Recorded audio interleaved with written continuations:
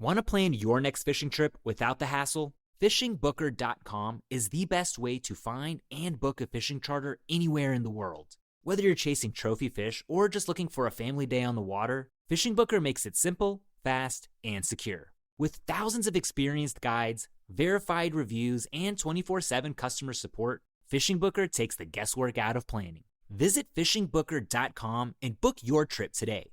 Fishing Booker. Fishing trips made easy. This episode is brought to you by McAfee. Finish your fantasy lineup? No, but I'm joining this paid group chat with insider info. Dude, seriously? Forward it to me. Security alert from McAfee.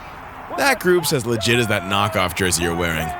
McAfee's scam detector is available in all McAfee plans for as little as $39.99 for your first year. Learn more at McAfee.com/online protection.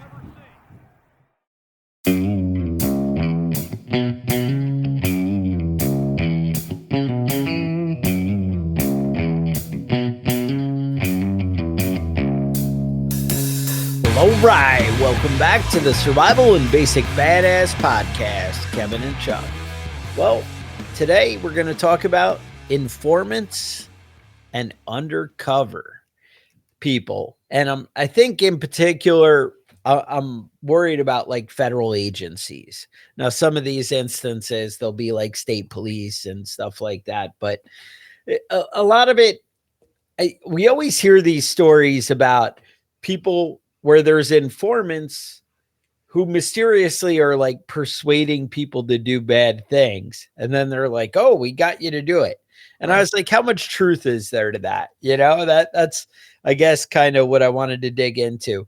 I was just reading, I had asked Grok or AI or something. I was like, hey, I need a new audio book. I'm into like conspiracy and government and you know, and off-grid living and all kinds of stuff. Can you recommend a book? And it was like, no doubt, number one, you need to read a book, Enemies, Foreign and Domestic. And I guess it's Matthew somebody or another because the Audible cover covers his name. So I don't even know. But Enemies, Foreign and Domestic. So anyway, so I download that. The Audible version, the guy who reads it has like the Southern accent and he's like, maybe I don't know. He sounds like a good guy you'd want to have a beer with. But when you listen to the audiobook, you're like, dude, I have to put this at 1.5 times speed to make the voice like flow.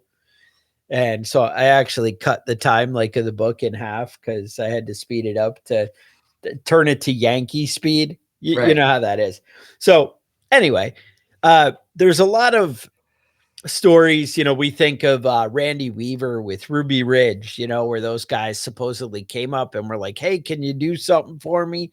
And, you know, and even Waco had actually a lot of informants and things like that going on. There's a lot more to the story. Now, obviously, Waco, they were building some kind of crazy thing going on their own without without the help of informants persuading them. But I started to wonder, you know, one, how many informants are really out there? What are the odds that there's a guy at the gun club that is some kind of snitch and, you know, looking into things? What if there's a guy in your church group who might be something like that? And you're thinking, well, they wouldn't be looking at churches. Well, it turns out they are. Turns out there's a lot more going on than you really thought. And we kind of dug into it. We dug pretty deep. And I have example after example. I don't even think we're going to get to all of them. But there's a lot going on. I think one of the things that first got me riled up, in 2009, Department of Homeland Security put out like a memo from Janet Napolitano that was like, we need to be watching veterans and people like that because they're your, you know, biggest threat for terrorists and whatever. It's funny. I looked it up in the internet now, and the internet summarizes it as, well, they were the most likely to be recruited because they have skills. Mm-hmm. And that's not really how it read, because I read it and it was more like, well, these people are disgruntled because they're patriots and they feel that the world is shifting away from, what they believe and blah, blah, blah. But anyway, so let's kind of jump into it. Kevin, where do you want to go with this? Well, let's start off with an old case here. This is 1958, and this is basically one of the first cases that involved entrapment, the government entrapping people. It's, Sherman versus United States, which was a Supreme Court case. So basically, in this situation, there were two drug addicts at a rehab facility. Okay. And one of them was working for the FBI. And he convinced another recovering drug addict to get him drugs. And he was like, no, I'm not doing that. I'm trying to get my life together, get clean. And he, kept harassing him until he finally did it. And then they arrested him for selling drugs. Mm-hmm. He wasn't a drug dealer. He was just some guy that was trying to get clean and needed a little bit of extra money and did it. So they ruled that the conviction cannot stand if law enforcement induces an otherwise unwilling person to commit a crime. So basically, entrapment is it's only entrapment if the person wasn't going to do this anyway. You know what I mean? If person is just like, if they convince him to do something that isn't in their regular repertoire. This guy was never a drug dealer. He was a drug user. And they convinced him to get some drugs for somebody and then arrested him for it. Right. So that's basically what entrapment means, is getting somebody to do something they normally wouldn't do and arresting them for that crime. Now that's really what happened with Randy Weaver with that, with Ruby Ridge. Right. So what do you have on that? What's your breakdown on that one? I'll pull up my notes. Yeah, well, I remember Randy Weaver was a special forces guy in the Army, right? I think he was a Green Beret. Yep. And Green Beret. Yep. Mm-hmm. And then retired, and he was kind of a bit of an asshole, but he had his kids, and he just moved out into the middle of nowhere because he didn't want to be bothered by people. I can relate to that, Kevin. Yeah, I didn't like people. He didn't want to be involved with people, and he just moved out in the middle of nowhere so that he could live his life in peace without being harassed by people. Kevin, that only sounds right to me. Yeah, but he got involved in some different groups, and if you've ever been out to Idaho, you know that a lot of these groups exist out there. It was like an Aryan Nations group, I think. And they had an informant.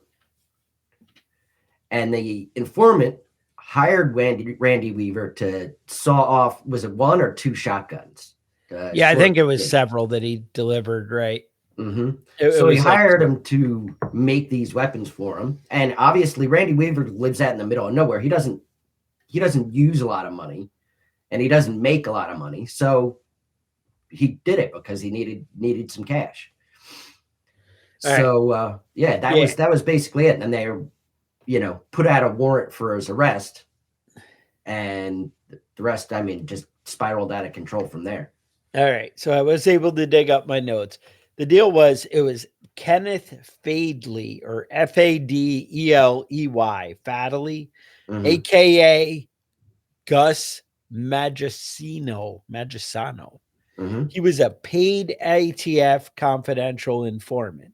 I also have to point that this guy was kind of a career criminal, and who had been an informant, and he had already been in with the Aryan Nation guys. So this guy was actually like a piece of crap. Yeah. And I don't know if you remember like the movie, and again, I don't know how much, they were trying to portray there, but he was reluctant with the Aryan thing. Like they were like, oh, come check it out. And he's like, you know what? This isn't really for me. But he repeatedly pressured dude, it took 18 months of him nagging him to, get him to saw off shotguns.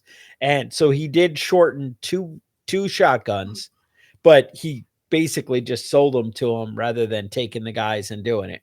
He charged him $1,100 But again, he sold them the guns, and there Mhm. was also some ammunition involved. The guy Fadley wore a body recorder in several meetings that basically led to the indictment. Now, obviously, we know the government kind of went crazy with that. And I got to say, it was kind of spearheaded by the ATF. And usually, in my opinion, my own personal opinion, when things go horribly wrong, they're spearheaded by the ATF. Yeah. We actually did an episode on the ATF, if you want to look back. That was one of the classics. It might be worth a visit. One of the ones that'll probably get me in trouble. But that's how it goes sometimes. But basically, undercover U.S. Marshals, and they all snuck in, and basically the dad had set up the family kind of a little conspiracy minded, a little paranoid. Mhm. And, I mean, not unlike my own family, you know how things are. You're like, oh, well, you never know who's coming through the fence. I've been known to say to the kids, the last thing you want to do is call 911. Mhm. It's not going to be your first option. But again, that's my own opinion. I'm allowed to do what I want. This is America, right? Mhm. Um, and so anyway, the dog starts barking in the woods, and basically the guy's about to be exposed, and so he ends up shooting the kid's dog. And then the kid's like, well, what the fuck? And the guy doesn't identify himself or come out like, hey, I'm an ATF agent or whatever, which honestly, I don't know would have helped him. Mhm. I In don't this know in that this that would keep situation him that the from getting ATF showed shot. up on your property and shot your dog. Right, right. If you're like, yeah, I don't know if that actually would have kept him from getting shot, but the kid returns fire, tries shooting at the guy because the guy just shot his dog and he doesn't know who he is. And obviously he's clearly a threat. And then the guy shoots the kid. And then later, they shoot Randy Weaver's wife while she's holding the baby on the front porch. Yeah. Like, it was just ridiculous, And again, they were like, well, we weren't trying to shoot her. We were aiming for him. Right. So, He just that missed. I don't know if that helps the argument. Mhm. But so that's one of the classic go-tos, because that's one of the ones that we're all familiar with. But it turns out they've been spying on churches and stuff all along. There was an investigation in 2023 where the FBI used undercover informants. I'm trying to see my notes here. Agents to spy on traditional Catholics. And they said this is the quote from the FBI. They were trying to get to the bottom of radical traditionalist Catholic ideology. Mhm. Now, what is that? Like, they're a bunch of nuns, or because I mean, that's somebody who's radical, like really committed, is nuns. Right. You got to watch out for them.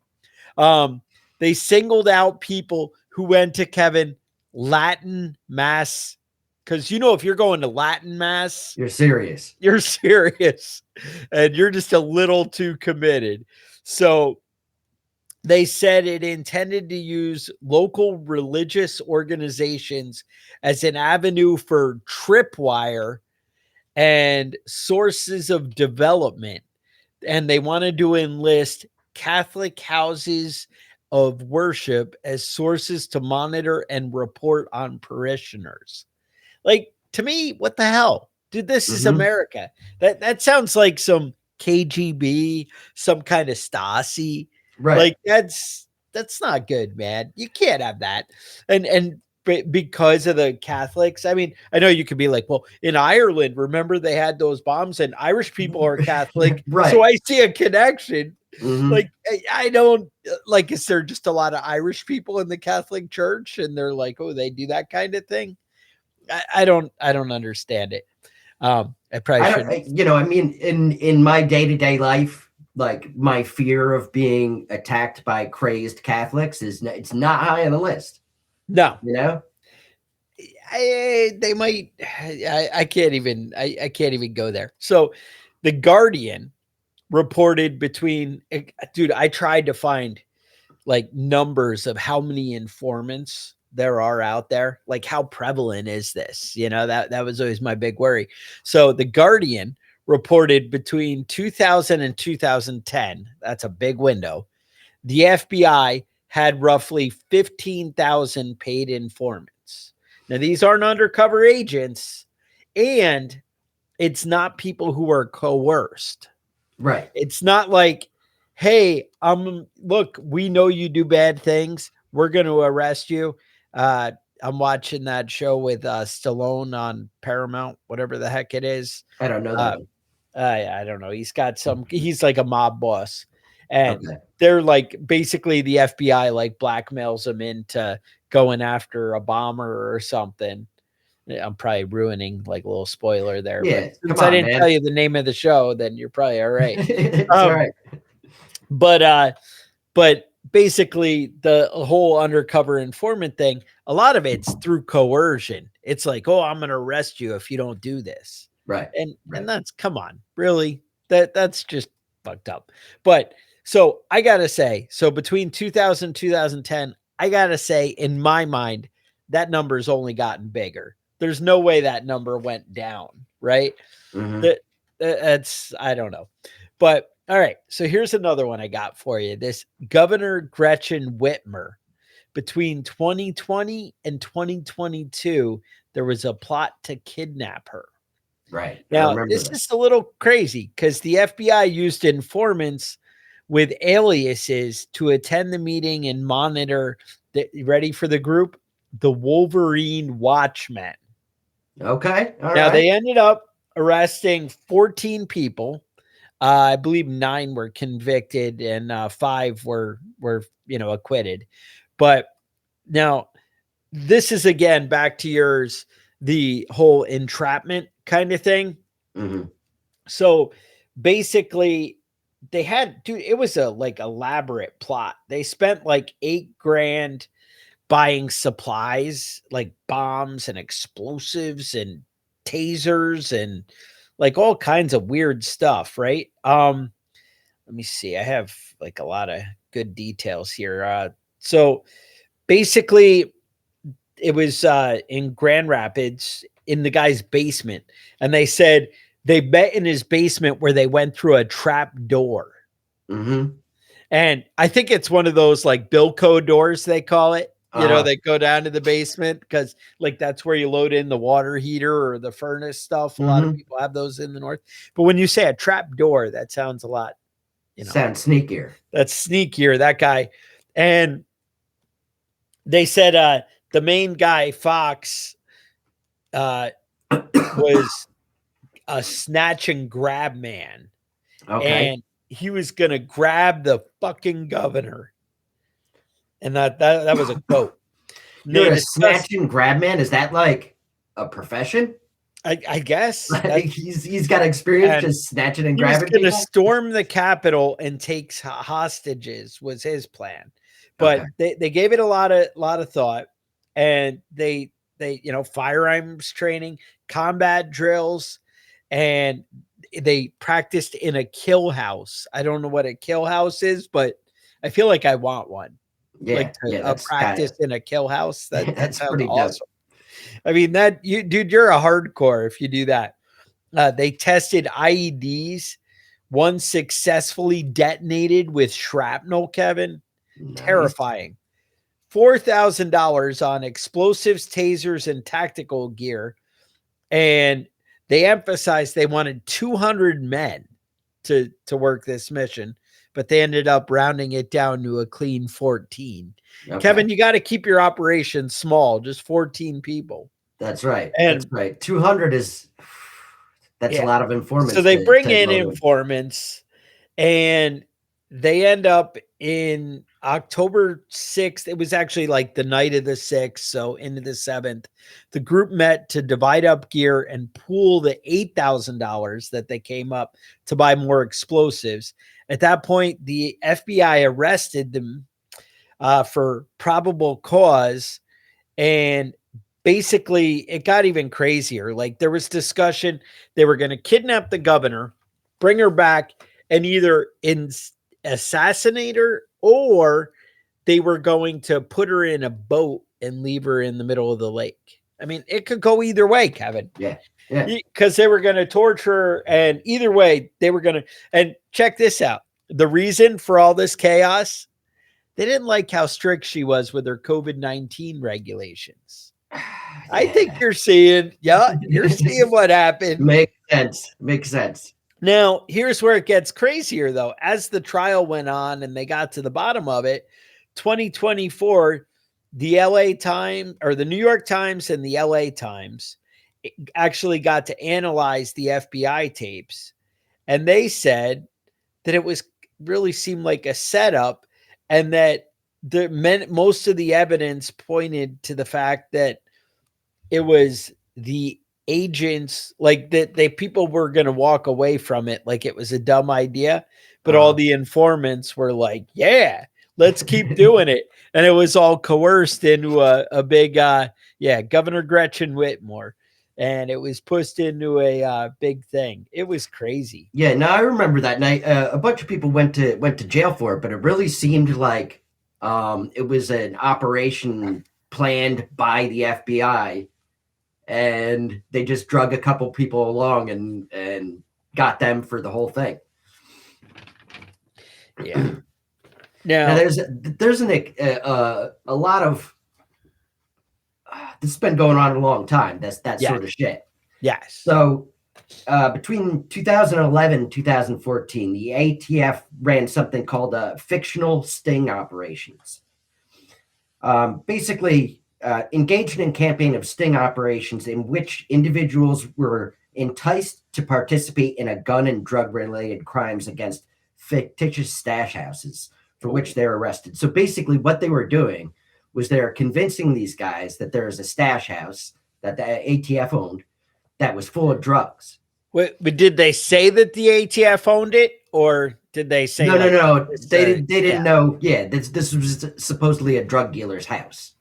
Gotcha. So they gave them the guns. The guys went into the house, took the drugs, left the house, and then they arrested them for having gun possession, drug possession, and theft. So you might think like this is kind of a fucked up thing to do to somebody. No, they did it to 1,000 people. Over 1,000 people they got into these different crimes, convinced them to commit these crimes. And the judge said, Judge Otis Wright was the first one that this case got to, dismissed the case as outrageous and unconstitutional, and had neither prevented nor detected a crime. And he demanded that they release the names of all the other people that they convicted for this bullshit, or that they arrested for this bullshit. And so it was basically a huge waste of money to convict people for crimes that they talked them into doing. Right, exactly.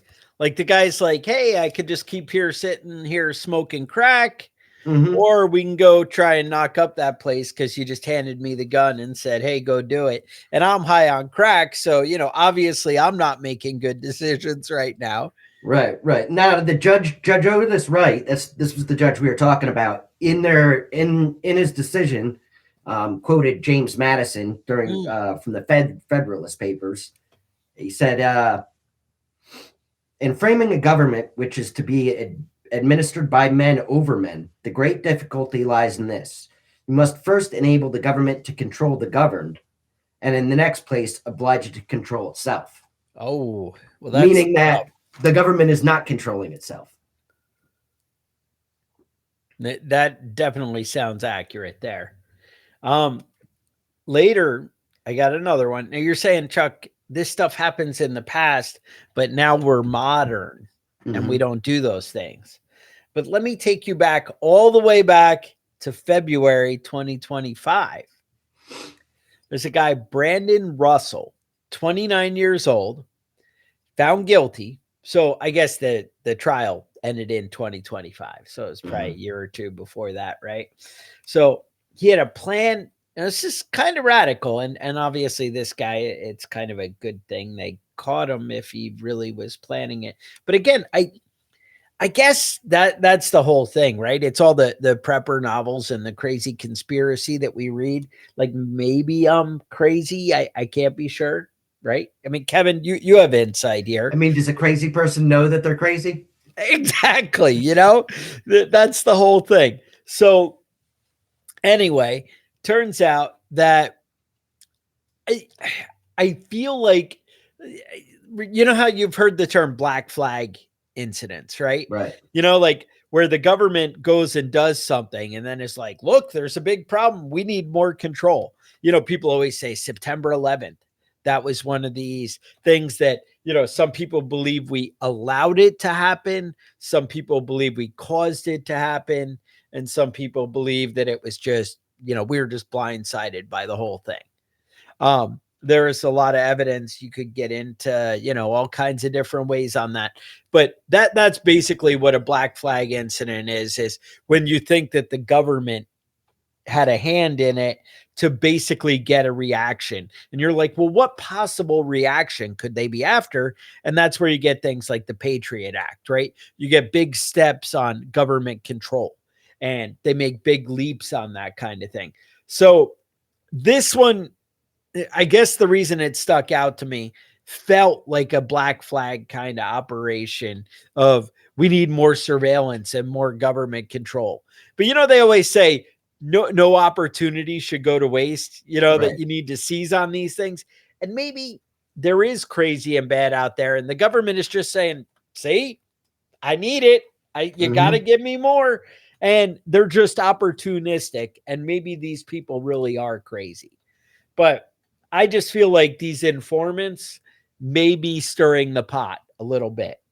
But so anyway, Brendan Russell, 29, found guilty of a plan to blow up the power grid in Baltimore, causing citywide blackouts. Now, this guy, promising career, University of Florida degree, National Guard, sentenced to 20 years, which I feel like you should even get more than 20 years if you're really trying to, do some Right. big stuff here. But so the Guardian put an article and said that the Biden admin assault on violent right-wing extremists, that's their quote, his trial was the Biden, and Russell's involvement meant involvement with the Terrorgram Collective. Did you know about the Terrorgram Never Collective? heard of this. I've never heard of it. They're saying it's a international organization with more than a dozen cases worldwide, including school shootings in Madison, Wisconsin, Antioch, Tennessee. I don't remember which one it's a lot. And that's just a bad thing. I don't, whatever. But again, I kind of, in the back of my mind, I'm like, does the government have a hand in this? And Terrorgram things. I'm just saying, Brandon and his girlfriend got together and they basically read about people on the left coast where they were shooting up the stations and I remember the transfer and they were station. like, That was oh, going we on could for a do while. something like that. And they got maps. But here's the problem. They met up with supposed government informants who are like, yeah, this is a great idea. We should be doing this.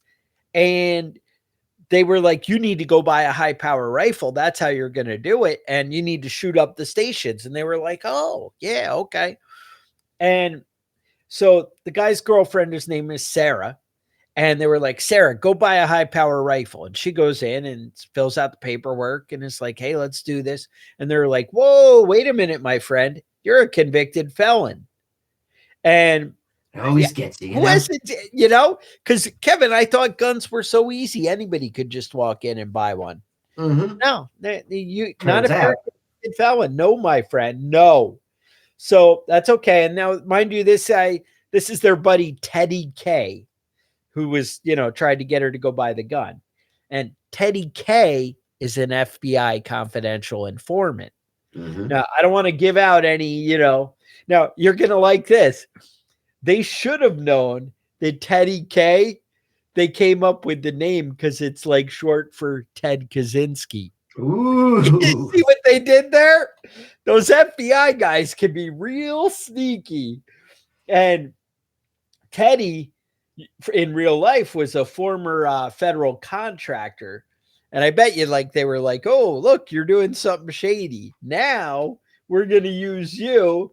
And he also had another alias back in the day where they called him Jaxo. And Gotcha. that's the alias that he used when he went to testify in court about how this played out.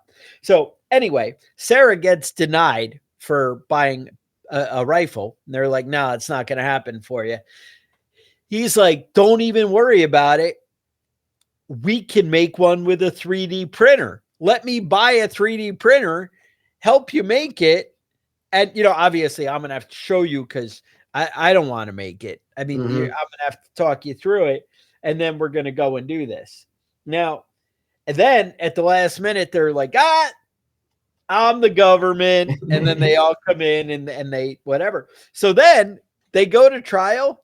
Now, you can't just have informants being exposed or you run out of them, Kevin. Right. There's not enough dirtbags out there that, you can just snatch up anybody. You got to keep these people protected. Mm-hmm. So they put on Groucho Marx, fake nose and sunglasses and glasses. That's not real, right? In the trial. And they went to court and they're all like Groucho Marx guys. And it was pretty awesome.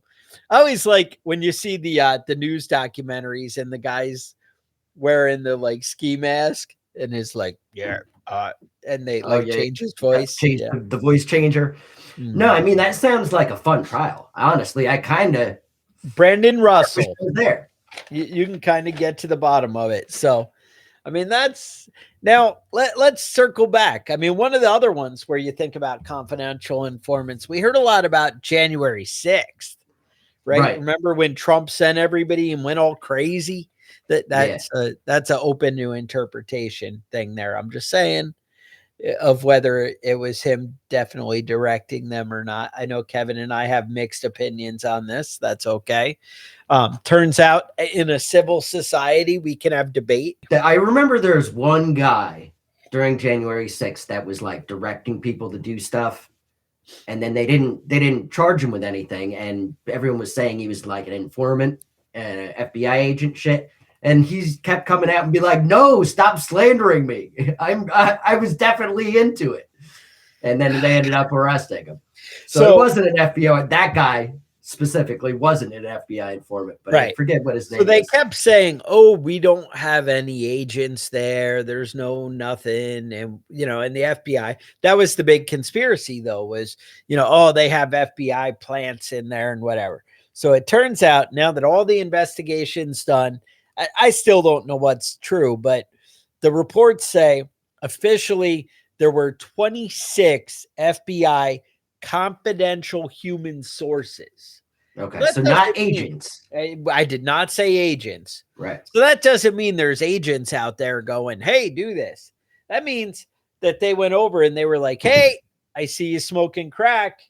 I could arrest you, or you go to this big event at the Capitol building because that's where we like to send crackheads, and you'll fit right in. Don't even worry about it and see what happens. And so there was a lot of that. And, one of the things the wife and I were discussing about how, first I felt it was extreme the way they just kind of arrested all kinds of people and threw them in jail. And there were documentaries that are like, well, they didn't all do horrible, bad things, whatever. So it was kind of a blanket arrest of anybody they could snatch up, was how it came across and was portrayed in the conservative media. Whereas then Trump later is like, I'm just going to pardon all of them because it's too hard to figure it out. And we'd have to use detective work or something. And you'd have to actually look into it. Yeah, it just sounds complicated. Let's all let them out. Like the blanket tariffs. Yes, we're not going to get into details here. Come on, we don't have things here like facts and evidence. We don't do that. So there was a quote from Ben Franklin that I whipped out, and I said, "It is better 100 guilty persons should escape than that one innocent person should suffer." And Kevin, you had a rebuttal to that one, did you not? Oh yeah, Adam Smith. Okay. He's not a founding father, though. You know, he wrote what is the book? He wrote Wealth of Nations. Wealth of Nations. Mm-hmm. And he said mercy to the guilty is cruelty to the innocent. That's it. Back in 1759. And I gotta say, Kevin, that's not wrong. Mm-hmm. You know, do you not get frustrated? It's kind of like when you're at work and you have that one guy who doesn't do shit, and then everybody else kind of carries him. Mm-hmm. And or maybe you have one guy that carries everybody else, and everybody else doesn't do shit. Right. That one guy gets frustrated and it's like, fuck this, I'm gonna quit. Or he turns sour and stops working hard. Mm-hmm. Or, you know, you end up seeing that a lot. I mean, it depends how strong-willed and stubborn he is, how long he lasts before he gives up. But that's kind of the thing. If you don't punish injustice, you know, like you've probably never heard this, but people say that sometimes politicians are not held to the same standard as the rest of us. Yeah, people mention. And yeah, so sometimes people think, well, they did all these bad things and they just got a slap on the wrist, or, you know, they had to leave office for something really bad, right. You know, or if there's something like they had a whole island where they're like having sex with underage children and crazy things, right? Stuff like that. They're like, well, yeah, but they're politicians and actors and famous people. Let's not, we don't really have any evidence. Remember, like in the beginning of the Trump campaign, the beginning of his presidency, Pam Bondi was like, I have the Epstein files right here on my desk. And and then later they're like, there are no Epstein files. What are you talking about? There never was any. There's no files. And then they're like, yeah, you know what? Let's just release the files. And you're like, but they're the ones that don't exist. Yeah. No, it seems like it's completely fucking insane to me that people can just, you know, straight lie to your face and then tell you the opposite thing. And everyone's like, oh, okay. Well, they must be telling the truth now, right? Were you lying then, or are you lying now? Or well, so that's the bottom. That's fine. No, I think that it's good that we are supporting our government and the people in our government that we keep catching in lies, and we're just give them a fucking free pass every time and reelect them. I like it. Whatever.